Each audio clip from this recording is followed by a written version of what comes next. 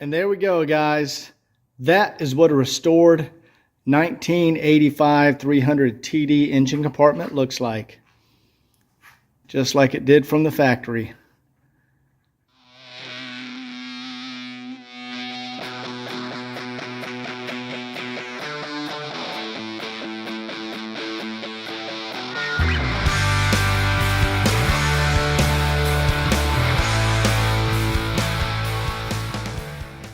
Guys, all the cars that you see in these videos are for sale on my website, www.woodsandbarclay.com. Enjoy the video. Hey everyone, welcome back to the series on the Midnight Blue 1985 300 TD, the wagon.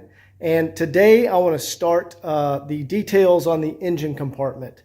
First thing I want to do is remove all the original components that were zinc dichromate or cadmium plated. I want to send those off to have them replated, and I also want to put on a fresh hood pad.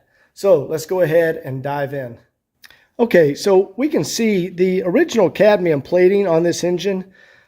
It is still there in a lot of places. You can see it's just faded, and due to the level of restoration that we're doing on this vehicle, I want to remove all that, remove the valve cover, clean it up.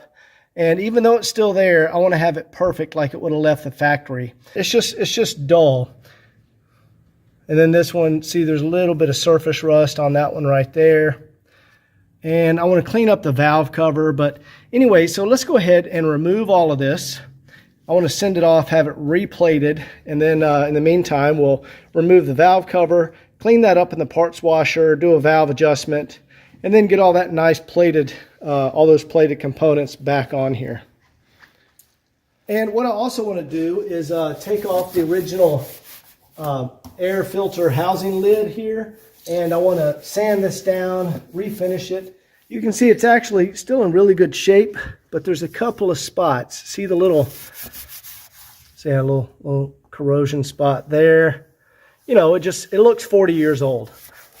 So I want to take this off, sand it down, repaint it, make that look really nice, and just finish this back to how it would originally look when it left the factory. As far as the hood pad goes, yeah, it's been on here a while. It's not coming down or loose, but you can see there's just indentations and marks and blemishes. And as nice as this car is, I just want to put a fresh hood pad on there, which is right there. So we're going to go ahead and scrape off that hood pad too and get a new one up there. Yeah, see, that one just looks a little old. All right, guys, you can see I have a blanket laid down, so when I scrape off this hood pad, it does not get all in the engine compartment. And to get these hood pads off, just use some, standard paint scrapers. Not that bad. You can usually get it peeled back from one side.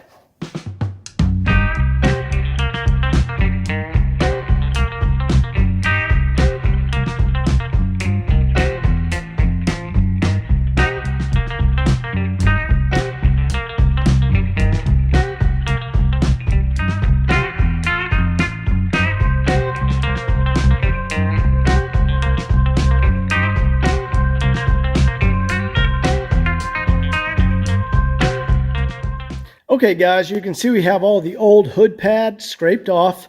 Now, see, you got a bunch of glue residue on the hood. That is okay. You do not need to get all that residue off.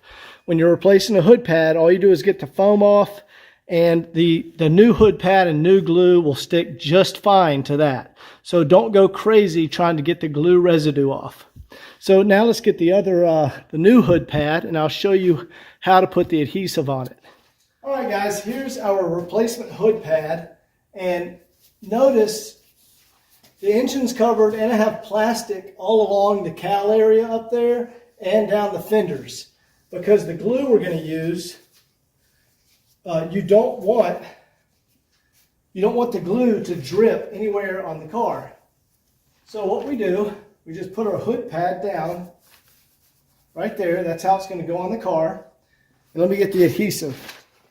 All right, this is the stuff you use. It is 3M Super Trim Adhesive. There is a part number. There it is. 08090. You use a full can and you put half of the adhesive, half the can on the pad, and the other half the can on the hood.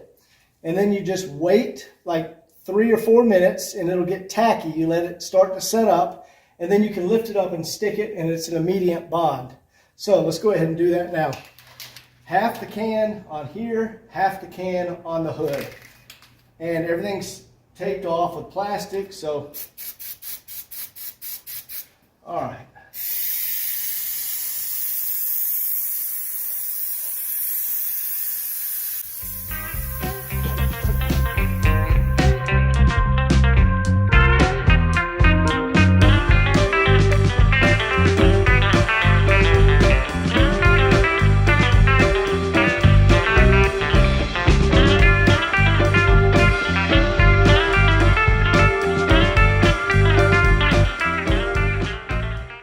All right, guys, when you go to install it, you basically want to line up your center and then press down in the center and then work your way out. So I'll get here. Let me just line up the center first.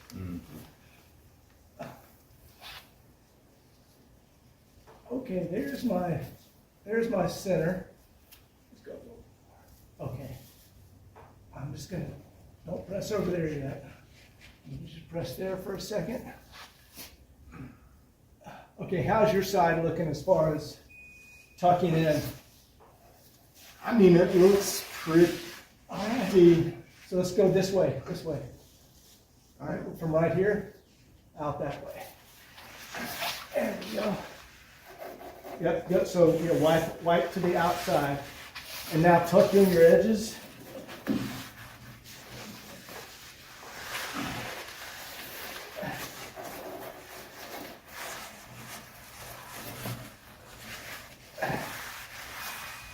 Just remember, wipe to the outside. And then tuck in your edges there. How's your edge looking? Like $1,000,000. Wow, that one went on easy, didn't it? It's not the first time we've done it, right? Yeah. There you go, guys. It's as easy. Now, me and Jim have done this many, many times, but I'm semi-professional. there you go. I mean, that's I think that's the best one we've done, man. Yeah, that was clean. We just nailed that. Yeah. All right, now let's just rub over it. All right, there we go, guys. That is a perfectly installed hood pad. Okay, we have all of the pieces back from plating, and they came out absolutely fantastic. Even the cruise control piece, look at that. This is what it looked like from the factory, guys. Yeah, that's going to look absolutely fantastic. So let's start putting this back on the car. Okay, I haven't recorded the disassembly of all the linkage on the top of the valve cover, but you can see I've started applying the new replated cadmium parts. I've started here on the power steering pump area. See how good that looks now? And like the linkage, cruise control and linkage and all that, I have, here's all the original linkages. For example, let's see, there we go. So there's the cadmium that's actually left on that part, but you can see there's our replacement part, how much nicer when it's replated, what it looks like. And there you go, there's, let's get this part off here.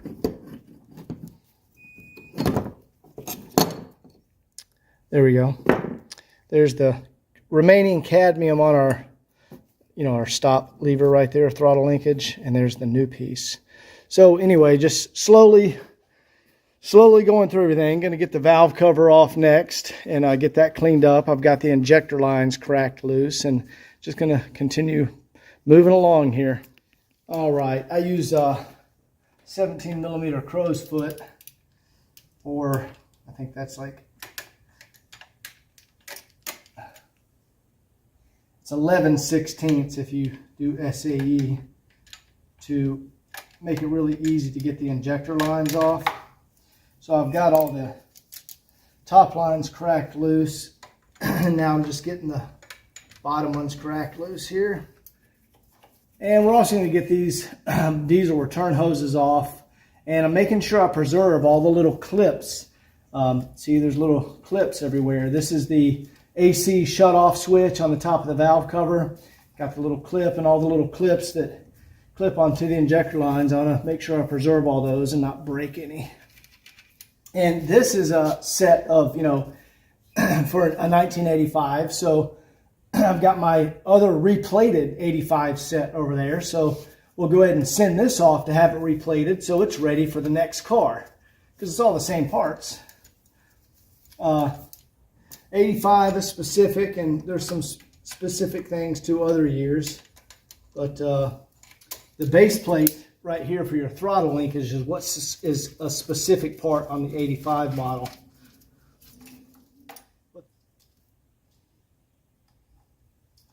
All right.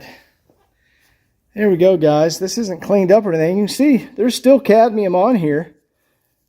But let's go ahead and compare this to the replated. Now, like I said, it's not cadmium. It's zinc dichromate. So you can see how it's just barely still, it's all faded. Well, that's what it looked like from the factory. That's fresh. Very nice. So all the original parts I'm just keeping over here to the right. These will all get sent off to replated, and these are going back on the car. And by the time the next 85 model comes in, these will be back from plating and ready to go on the next car. I've got a nice rotation going now. I think we're ready to lift off this valve cover. Yeah, let's go ahead and do that.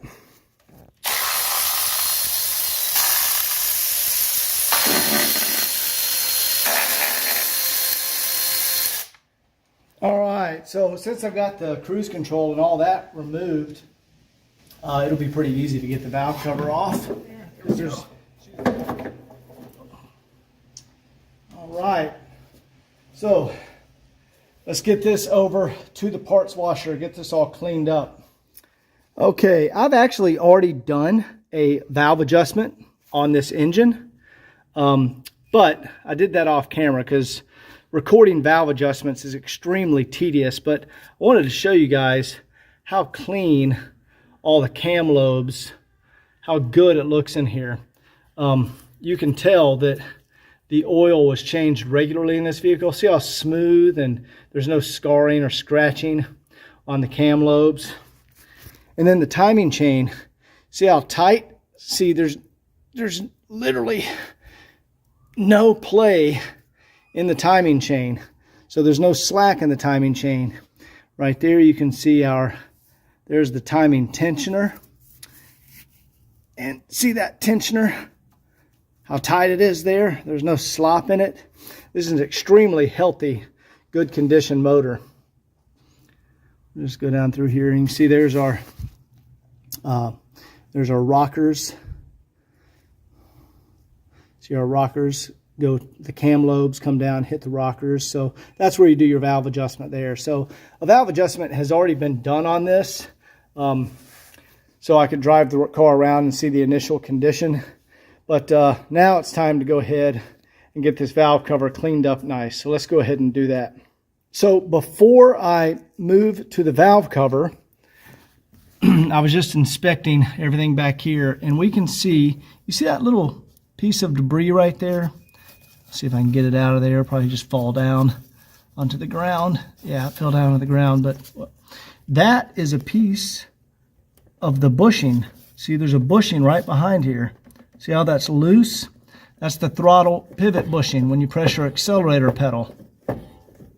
See, that's actually pulling the pedal, or yeah, it's pushing the pedal inside the car down. So I want to remove this bushing housing here and replace that bushing so we get a fresh bushing in there, because you don't want this to be loose like that. Here's the replacement throttle linkage bushing, and I'll show you what it looks like on the car. But these are being made by a friend of mine, Dutch Dillingham. Dutch makes these. Dutch is an engineer, and he makes these, and they are excellent better than any of the eBay stuff I've seen. It's made out of like a really hard, like, it's almost like a roller skate wheel material with a nice bronze bushing there in the middle. And he sends a little spacer in case you need to put a spacer. And that is extremely high quality replacement. So we're going to go ahead, because you can't buy those from Mercedes anymore. But the ones that Dutch makes are outstanding. So we're going to go ahead and replace that on here. But first thing I'm going to do is just pop off the throttle linkage little ball socket right here. There we go. And now this is, here's our bushing here we want to remove. And there's I think that's an 8mm and an 8mm there and there. Let's get some light on there. There we go. Yeah, it's an 8mm. So, and this one down here can be a little tricky to get to because you have your coolant hose in the way. I might have to get a wrench. Yeah, I might have to get a wrench on that guy. Oh, there we go, I got it. And then I'll show you guys what the actual issue is we're trying to solve. Okay, guys, here's the problem. And this one is actually still in really good condition, but there we go. I've see it starting to crack right around here, right around this edge here. But here's the bushing back here. This is what deteriorates and just falls apart. And that one it's in still good condition, but see, it's starting to rock around in there. So we can see, here's the replacement that Dutch makes. It's an identical match to what this is. So let's go ahead and pop off this clip, pull the bushing out, and let's put this new one on. Most likely this one would have lasted for many more years and nobody would have noticed too much, but I noticed and it needs to be replaced. We're going to get off this E-clip. All right, we'll set the E-clip there. And let's get this out of here. There we go. Okay. There you go. You can see how it's starting to crack and deteriorate and come apart. Okay, here we go. Here's the correct orientation. You want your this little throttle piece that has the ball socket on it. Then you want your plate. And I'm going to clean that off a little bit. There we go. And then you want to slide this piece down here. And it fits right through there, just like the original one did. See how nice that is? That's white lithium grease. I just lubricated it a little bit before I put it on. Now, you don't want this to have any play, right? To slide back and forth like that. So Dutch includes a nice, this looks like a brass washer there, and that takes up the space, takes up the gap. But what we can see, what we've gained, the problem we're solving, see, this will no longer rotate back and forth. It is solid together. It's all solid one piece. There's no slop in it. Yeah, I like that much better. Anyway, guys, that is going to be good for the next 30 years until the next person restores this car in several decades. So let's get this back on the car. All right, this is the fun part. See how many times of dropping these it's going to take before I get it installed. All right, there's one there. Now we got to get the other one started down there. Clearly, guys, I've done this many times. You are probably going to drop these little bolts 3 or 4 times and cuss a lot trying to get those in there. Once you've done it enough times, you kind of just get the feel for how to do it without dropping them. And I occasionally drop them too, but what I'm saying is I made that look easy to get that bottom bolt in, but it's not really that easy the first time you do it. Alrighty.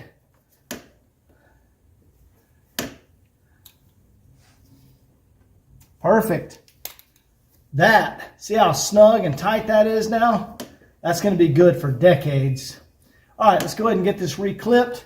our throttle linkage, and then let's go clean up the valve cover, and let's get this beautiful cadmium plated, zinc dichromate plated parts back on this engine.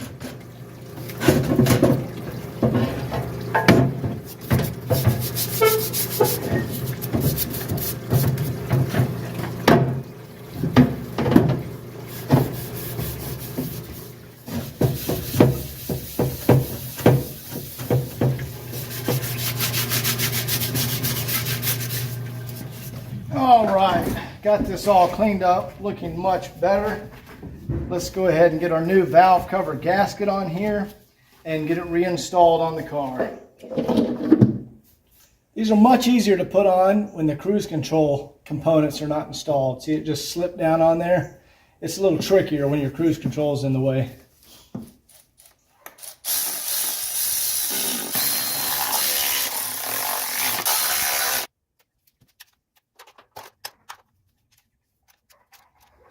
Okay, so before I put the injector lines back on, I want to go ahead and replace these black return hoses here. I like the original style Mercedes, which looks like that. And we're also going to put a new plug on the end that goes, if you look back here on the very back,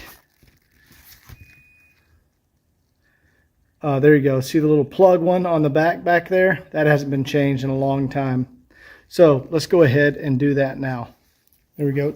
To get them off, you just use some pliers, and sometimes they'll come off easily. You just kind of twist and pull. And if they break apart, you just use some, so like that one ripped apart. So that's rotten. So I'm just gonna get a little razor blade and delicately cut it. You don't want to cut into the nipple or mar the nipple. So you just want to cut it and pull it off of there. There we go. I just got a razor blade here. And I'll just kind of go up and down a little bit on it. And there you go. Starting to come loose. And then you can get those off of there. There we go. Come on off there. All right, cool. We got that one off. Okay, here's our fresh end plug here. You can see it's got the metal plug on the end, and it's the Mercedes line. Now, to make these easier to put on, and this goes for all of the lines, I just have a little oil can, and we'll just squirt, there we go, some oil right there on the end, and that'll make it easily slip on there. And guys, the oil doesn't hurt anything. I mean, that's basically what diesel fuel is. And there we go. We'll just spin that guy right on there like that, and we have a nice new end cap right there. Now, I'm going to go ahead and pull off the rest of these injector lines, and we'll measure these and cut the new line to length and replace all of these, and I'll be back in a minute.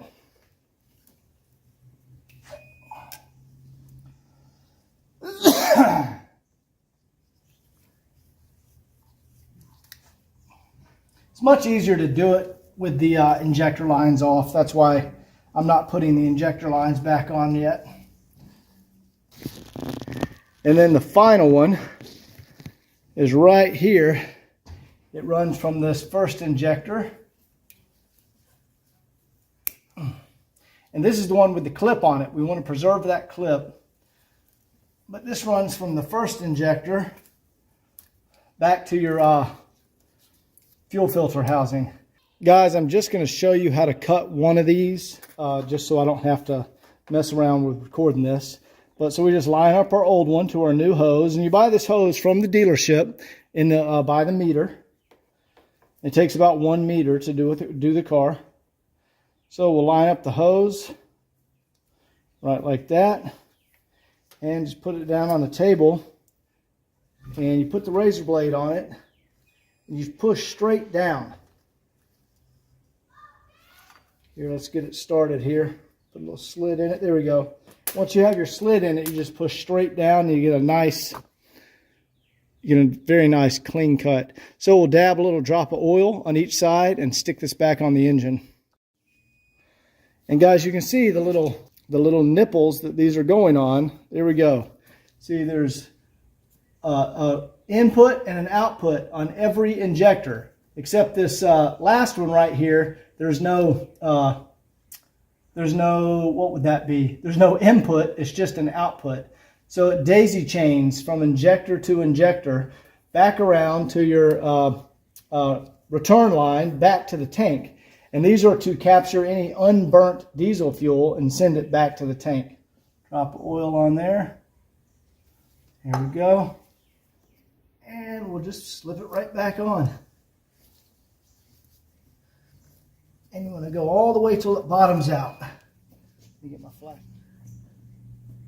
There we go, all the way down.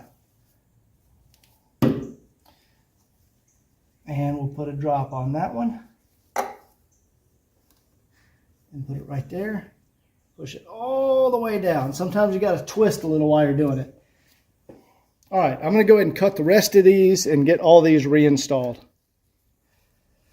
All right, good. We have all those lines reinstalled. Let's go ahead and put our injectors back on there. Okay, I just have these injector lines loosely in place. Look how beautiful those look. That's the way they look from the factory, guys. So these can be a little tricky to reinstall. And you have all these little retaining clips that hold the lines together. Sometimes, so this is a set of injector lines from another engine. Because I always have an extra set that I have sent off to have plated that comes back, so I always have a set in stock. But sometimes if it's from another engine, you might have to loosen these a little bit, get them tightened down, and then snug these back down. Because even though the engines are all identical, if there's just a slight difference in, you know, the timing of the injection pump or how that's turned, then these might have to be slightly adjusted in order to get the lines to go back on here. So we're just going to loosely get these all started. And let's see if we can just get a couple started here.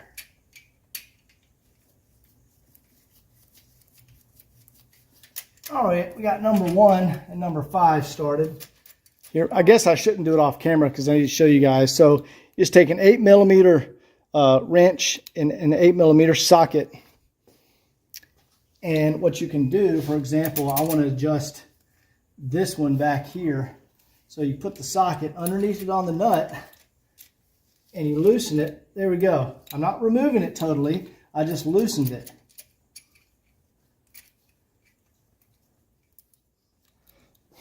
Okay, I've got all of them started.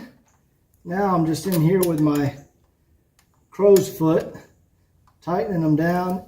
And guys, you just make them snug. You do not have to crank these down crazy tight. Right where I want them.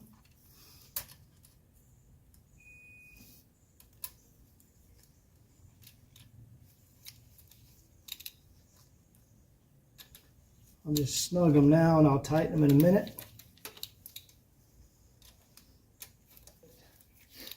Now, before I tighten them down, I'm going to go up, snug down the ones up top.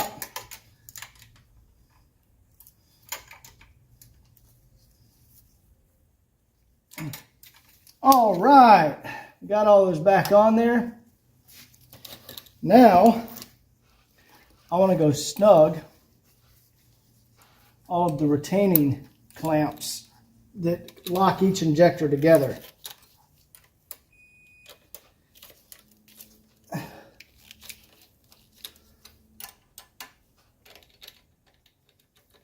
And there we go, guys. Zinc dichromate, cadmium, whatever you want to call it. It's plated and back on the car. All right, let's start getting the rest of this stuff installed.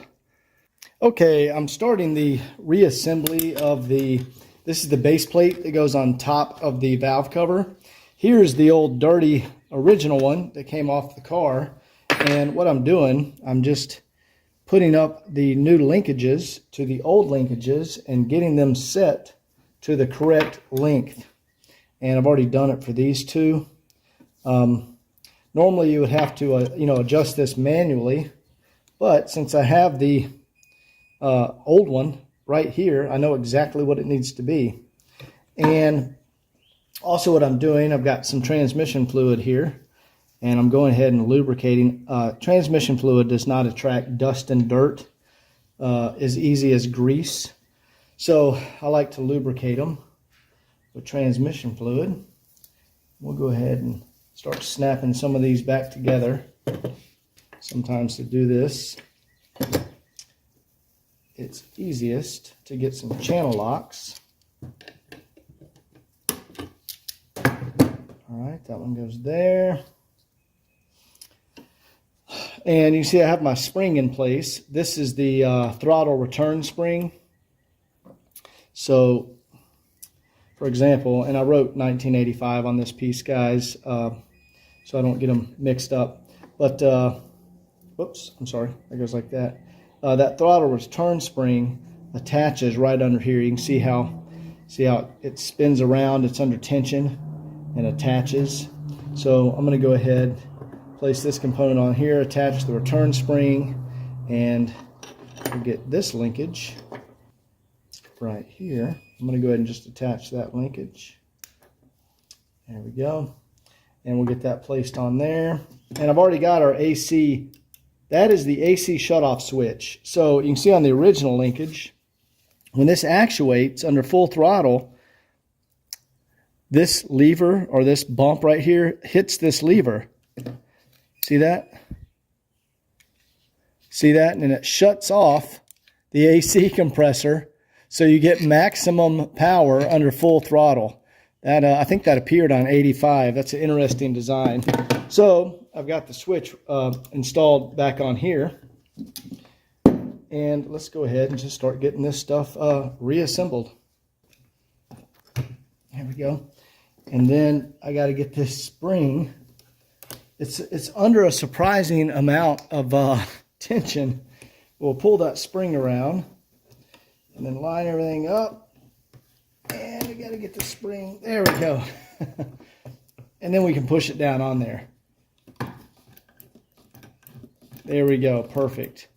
Now there's also, let me get that bottomed out here, an E-clip. And I'm going to put a little transmission fluid there. And this little E-clip slides right over there. It's amazing how precise of a fit all this is. The Germans were so damn meticulous, or whatever the word is. They were it's so intricate, yet it holds up. You know, it lasts. This is 40 years old and is working. It works perfect. It's just dirty. It's just a fantastic design. There we go. So you can see our return spring is there. See how it returns back? All right, now this next lever, you see this right here. That's your Bowden cable tensioner. And I've seen this happen. What a lot of guys do is, you see there is a little tab. You can see it. It's right there and right there. See, that hits that. So basically, when the Bowden cable, when you give it throttle, that tab is there, so it pulls this lever with it.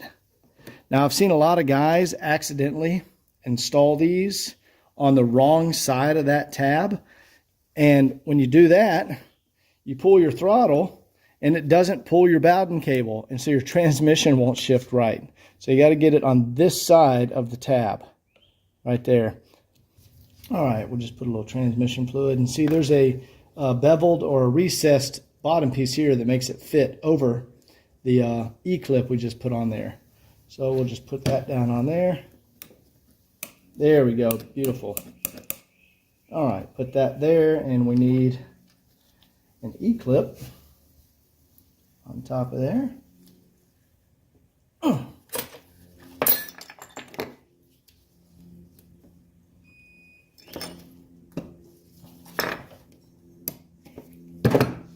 All right, so see, it's on the right side of the tab. So, and the Bowden cable pulls it back, but see how the tab moves it? All right, so we have this, there we go, old and new. So let's go ahead and get this assembled back on the engine. There's our little plug that goes into the AC shutoff switch, compressor switch. So we'll get that about right there. Now this is for the cruise control linkage. So we're going to put this right there. We're just going to get one of the bolts started to hold it all together. Now keep in mind, guys, this is an aluminum valve cover, so you do not want to crank these bolts down because you don't want to strip out your aluminum. These are just snug. There's not a lot of tension. You know, these don't have to be crazy tight because it's aluminum. In aluminum, you can strip aluminum really easy, and there's no reason to crank these down. All right, there we go. Man, that looks good. All right, let's go ahead and feed our Bowden cable back through there. All right, we just want to lubricate the end of our Bowden cable. Then I'm going to show you how to adjust the Bowden cable. All right, that's on there. Now you're going to see transmission fluid all over here, but that's just because I'm lubricating everything. All right, here's the trick with adjusting the Bowden cable. All right, guys, here's how you adjust the Bowden cable. And people do this wrong. So there's our little detent right here. See, it stops it. You want at rest like 1 millimeter of play between the detent and the Bowden cable lever, about like that right there. That way there's no stress on it. So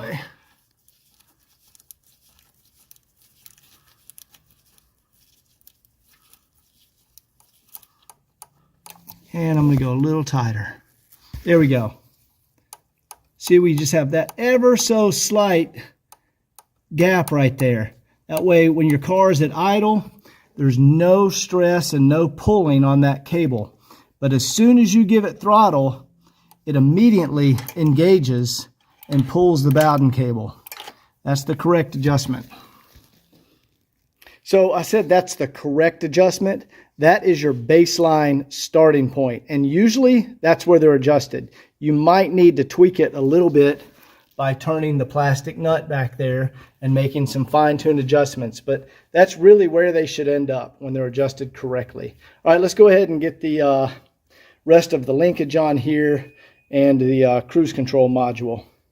All right, guys, we're on the home stretch. I've got the cruise control module reinstalled and correctly routed the cable and put back the original zip ties exactly where Mercedes would put them. I've added back in the original insulation on the AC manifold. That's just, I think that's 2-inch or 2.5-inch pipe insulation. You can get that at Home Depot. So now let's just go ahead and start attaching our cruise control stuff. We'll put this one on here, that.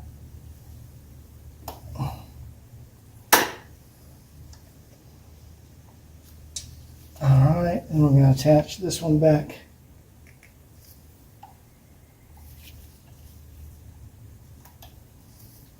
under our cruise control lever.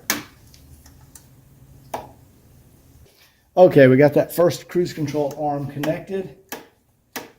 Now this one actually shoots across back to the throttle linkage. Let me lubricate this guy.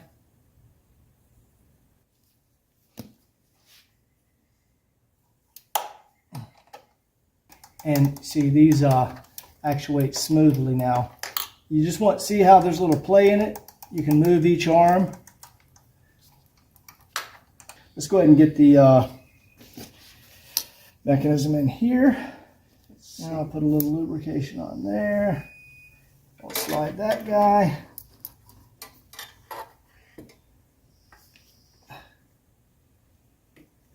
Get there.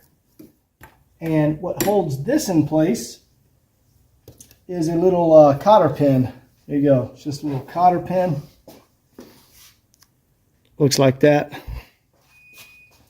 And that actually just slips right through there like that. And let's go ahead and get this linkage reinstalled here.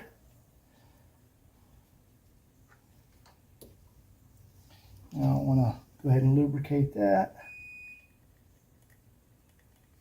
Oops. This piece actually has to go on first. There we go. Then we can put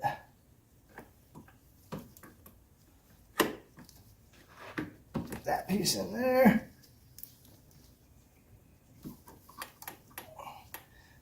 All right, now we need to get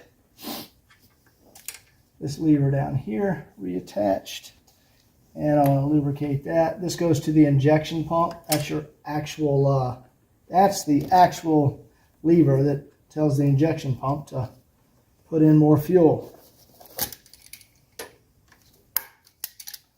All right, now it's starting to look like a finished car. Look at that, guys. Looks awesome. There's a clip right here that goes on the end. All right, got that one on. And then we're going to put our two more cotter pins. Two more E-clips. One goes on the cruise control, and then one we put on the end of the throttle linkage right down here. All right, down to the final two connections. But we'll go ahead and lubricate this one here. Put this one on. There we go. And we'll lubricate this one here and here.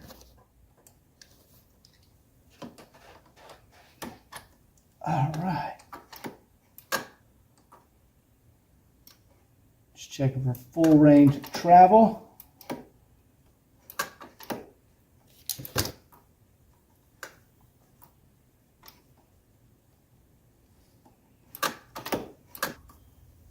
And I'll drop a little lubrication on the top of everything, just so it can soak down all these little ball joint areas. All right, guys. Let's zoom out and take a look at this. Look how beautiful that looks. Brand new. That is fantastic. Everything's lubricated. See our switch cutting off there. Guys, that is fantastic. That's what a new 300 TD engine compartment should look like. Okay, so I just spent the last 15 or 20 minutes sanding down the battery tray and let me get a rag, and the air cleaner, air filter housing lid. And you can see where I sanded off any little surface rust spots that were starting to appear, because I'm going to clean these up and refinish them. Now the battery tray, all the battery trays always have surface rust on them. That's the nature of the beast with battery trays under, big diesel batteries. But this one does not have any holes. It's solid all the way through. So what I'm doing now is I'm sanding down. See, I've cleaned it, and then I sand down to see how I got to bare metal here. So I go around here sanding down to bare metal, and then I can treat this with a rust preventative that will protect it for, indefinitely, and I will repaint it and get it back in the car. And it's in excellent condition. There's have some surface rust here, but you can see it hasn't broken through the metal anywhere. So that's excellent. So I'm going to go ahead, dry these off, finish sanding, and then refinish both of these in a semi-gloss black like they were from the factory. All right, I'm going to move my air cleaner housing lid out of the way. And on the battery trays, this is what I use. It's zero rust It basically stops rust. You spray it on rust, and it works great. I've used it on tons of muscle cars, and the Navy actually contracted these guys to do some of their fleet. So it's very good. So this is a primer rust inhibitor. So I can first prime it, but then we're going to go back over it. I use duplicolor engine enamel. This stuff is outstanding. Been using this stuff for years. It's high temperature, very durable. It's just a great ceramic engine enamel. Okay, here we are about 2 hours later. Several coats of semi-gloss paint, and the battery tray has been finished. The air cleaner housing lid has been refinished. And don't those look fantastic? Those will last many, many years now. Let's get these installed back on the car. Okay, we went ahead and put in the new air filter. All right, and I also cleaned really good under the battery tray. You can see it looks really nice and clean under there. No holes, no rust holes. And I also lubricated, let's see the white lithium grease I sprayed all over the hood hinge there. So that's also been lubricated. And the drain holes, I made sure they were clean. There was no debris in them. So let's go ahead and get this battery tray back in here now. Okay, it's kind of tough to record putting a battery tray in because there's no good camera angle. There we go. And we'll get that into position there. And now let's go ahead and bolt that guy back in there. All right, there is our refinished battery tray. And that is going to be nice for decades to come. It's treated. It's not going to rust or corrode. So let's go ahead and get the battery back in there. All right, let's get our hold down brackets back in there.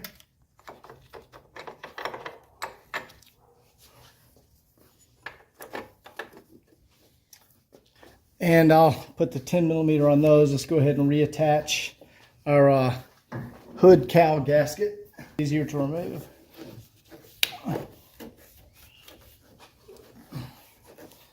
There we go. All right. Let's put some I'm going to put some fresh hardware down in there to lock the hold down brackets in place.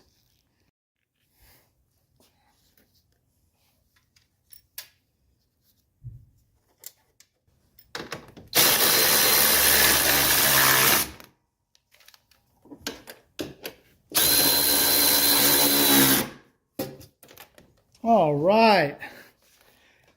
Battery tray finished, brackets reinstalled. All right, now let's get this refinished air filter housing lid back on here. And there we go, guys. That is what a restored 1985 300 TD engine compartment looks like. Just like it did from the factory. Absolutely beautiful.